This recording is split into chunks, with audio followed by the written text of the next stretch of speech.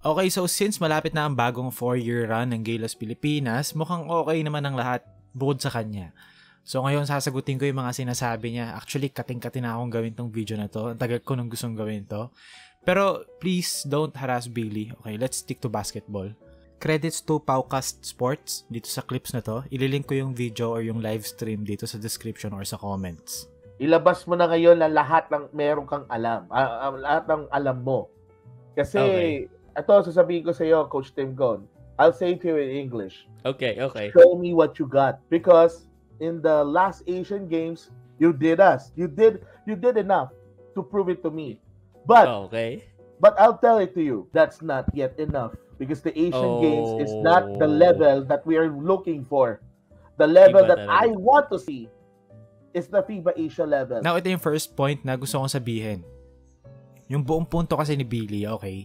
Basically, ang gusto niya lang talagang sabihin ay hindi siya believe kay Team Cone kasi para sa kanya, hindi valid yung gold sa Asian Games. Ngayon, masasabi ko lang sa'yo, Billy, kung inaantay mo yung results na mas quote-unquote bigger tournaments, then bakit panay salita ka ng salita? What's the point of talking?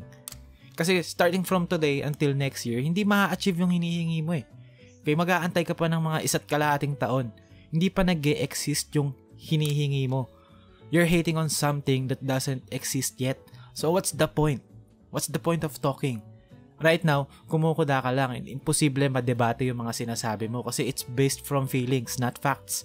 Feelings mo yan eh. Opinion mo yan. How can I tell you na mali yung feelings mo? Feelings mo yan. And that's the problem. You're out here, panay kuda, panay daldal, and you're speaking like your feelings are facts. Na hindi naman. You're debating people by using your feelings. And the fact na yung feelings mo, feelings din ng ibang Gilas fans, they would think na what you're speaking were facts. Na hindi naman. Those are feelings. And nakaka-relate lang sila sa feelings mo. Please don't present it as facts. Kasi feelings, I can respect feelings eh. Pero hindi ko marirespeto yung punto na pine-present mo yung feelings mo as facts. This is populism at its finest. You're just saying what people wants to hear. And even though ito man yung katotohanan, is unrealistic. And sabi mo, meron kang 3 gustong mangyari. We need an international coach, not Tim Cone. We need to adopt the European system. Pangatlo, alam mo, ito lang yung pangatlong sasabihin ko. We need to get a winning mentality. Sabi mo, we need an international coach, not Team Cone. We need to adopt the European system and we need to get a winning mentality. So, we need an international coach, not Team Cone. Okay, that's fine, di ba? Opinion mo yan eh, preference mo yan. So, bakit ako magdi-disagree? Diba, kung ako, nakikita ko naman yung benefits of having an international coach, not Team Cone. Pero isipin mo na lang, yung coach ng Serbia dati na sinabing lack of quality, nasa China na ngayon and wala na rin sa China ngayon. Ang masakit na katotohanan dyan, international coaches are disposable. Okay?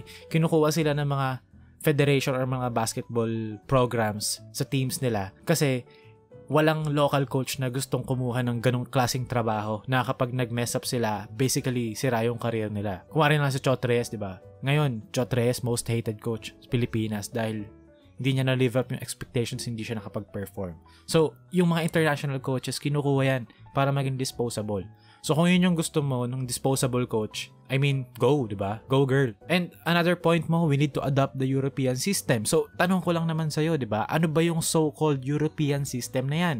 Pwede mo bang i-explain sa amin if meron kang chance? Do you even know what the European system is? Alam mo ba yung tinatawag na Euroball screen? Euroball screen is a continuity ball screen set na ginagawa ng Ginebra under Team Cone.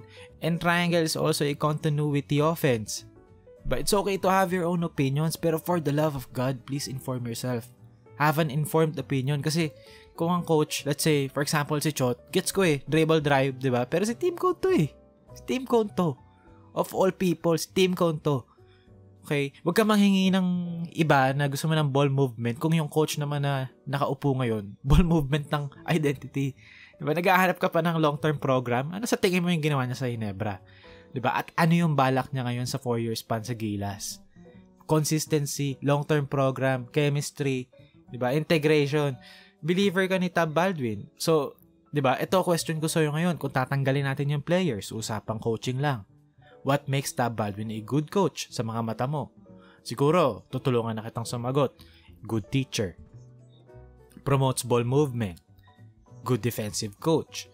promotes discipline and fundamentals, di ba? Lahat ng nabanggit kong yan, si Tim Cone din yan. Parehas lang silang tao, isang tao lang sila, isang coach lang sila. Pinagkaiba lang si Tab, strained relationship sa management, si Tim Cone hindi. And for you to have a program na smooth ang takbo from players to coaches to managers and to the higher ups, kailangan mo ng smooth na relationship. Para isa lang ang goal and lahat ng actions nagme-make sense sa bawat isa. Let's accept it. Sira na talaga yung relationship ni Tab sa mga nagtapatakbo ng programa and we have to accept that hindi na mangyayari yun. So yung second best option mo na halos parehas lang din naman, if not better in some aspects, si Tim Cone yun. Diba? Yes, meron talagang politics, pero anong magagawa natin? We can complain all day. Wala talagang magbabago dyan. At least what we have right now makes sense and step siya sa right direction. So anong next? We need to get a winning mentality. So tanong ko lang ulit, who's the winningest coach na within reach? Oo, sige na, yung resume, naninipisan ka internationally. Pero kaya nga 4-year program eh. They're trying to learn together along the way. And halos lampas kalahati pa nga yata ng roster, diba, mga young players. Gaya nga ng lagi ko sinasabi, si Tim Cone, nagtatakbo rin naman yan ng mga sets sa pang-NBA occasionally. Pero sa simula talaga, they're going to learn the triangle first, the hard way. Kasi ini-implant ng triangle yung good habits sa mga players. Like, mabilis na reaction time, priority to pass, ball and player movement, yung mga ganun na kapag nagtakbo na sila ng ibang sets, say 5 out or delay na ginagawa naman talaga nila, diba, mas smooth na. Kasi natural na sa players gumalaw on or off the ball at maghanap ng best shot possible. And ina-expect ko na sa first few games ng Gilas Pilipinas, sa first few windows, okay, mag-i-stall, magiging-stagnant yung opensa. And that's normal. Kasi pinipilit talaga nila na i-implant yung triangle kasi hindi naman yung mismong triangle yung ini-install, yung habits. Okay? Ako, matagal na akong Ginebra fan. Inabot ko si Tim Cone from start hanggang ngayon. And kaya ko sabihin na yung first few years, talagang hindi ako fan ng triangle kasi lagi ko sinasabi outdated, blah blah blah blah blah blah. Pero ngayon 2024, kitang-kita mo sila Scotty, sila LA, even si Japet, 'di ba? Grabe. As in lahat ng naging Ginebra players at tumagal sa Ginebra, talagang natural sa kanila pumasa, maghanap ng open at gumalaw off the ball. And yun yung nagagawa ng triangle, hindi yung mismong triangle. And if kung usapan natin, 'di ba, ball movement, 'di ba? Confident ako to say na Tim Cone is a better coach for that than Tab Baldwin. Ginebra, sa past few seasons sa PBA, lagi number 1 sa assists. Like, around 70% every damn season sa assist to field goal percentage. And pwede nyong i-search ngayon yung sa Real GM na makikita nyo na totoo. Around 68 to 71% ang percentage nila. And, di ba, Billy, you can even tell us kung ano yung quote-unquote European system Hindi mo nga alam kung paano yun. So, ba't ako maniniwala sa'yo? You don't even know how it works. Diba? Sabihin ng mga iba, Tim Cone, mahilig lang maglaro ng bigs pero walang spacing, hindi modern. Pero yung European system din naman pag nanood ka ng Euroleague, 2 big man yun. Okay? Ang tinatakbo sa Euroleague, continuity ball screen or kung ano-anong set play na meron silang double big or non-shooting big doon sa gitna. European system, hindi, iba yan sa NBA. NBA yung sinasabi nyong modern. Okay? Nasa NBA yung sinasabi nyong 5 out. Sa European system, quote-unquote na yan, okay, ang pinakamalapit na pwede mong i-compare, triangle. Okay? Kasi yung triangle, it promotes the same thing. Ball movement, player movement, priority to pass, di ba? Paint touches. Yun yung mga pinaprioritize ng triangle, which is same sa kung ano yung sinasabi nyong quote-unquote European system na, di ba, you don't even know how it works. Pero to be fair kay Billy though, minsan may point siya, though it's unrealistic. Gusto niya lang naman yung best para sa program, but at the end of the day, it's just basketball. And I do think na irresponsible to be this vocal yet uninformed. Kasi it doesn't help the discourse. Kung ayaw mo, ayaw mo. Don't act like you're out here speaking facts. You're just sharing your opinion.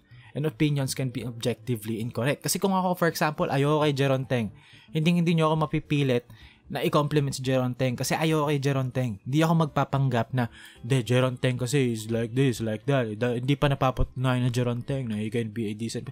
No, I just hate Jeron Teng. Yun lang, tapos. But if you don't like the program or you don't like Tim Cone, just say it. Huwag ka na magpanggap na nagsasabi ka ng facts dito, facts dyan. You just hate the guy. Yun lang yun. You just don't like him. Gusto mo si Tab. That's it. Yun yung problema ng discourse dito sa Pilipinas. First of all, ang hilig natin mag-share ng feelings, pero yung feelings natin hindi based from facts or hindi siya informed feelings. And then second of all, we pretend that we're speaking facts, pero in fact, we just don't like a player or a coach. We just hate this guy. We just hate that guy. 'Di ba? Kung ayaw mo sa kanya, ayaw mo sa kanya. For example, haters ka ng Ginebra, edi haters ka, I can respect that. If you don't like Mark Caguioa or Scottie Thompson, sabihin mo lang sa akin, okay lang. Pero you don't have to pretend na nagsasabi ka dito ng facts. Sabihin mo lang na ayaw mo, and I can respect that, 'di ba? Kasi opinion mo 'yun eh. I can respect that. I may disagree, pero I can respect kung ayaw mo lang. But wag ka na magpanggap na kung wari alam mo yung sinasabi mo. Kasi hindi mo alam.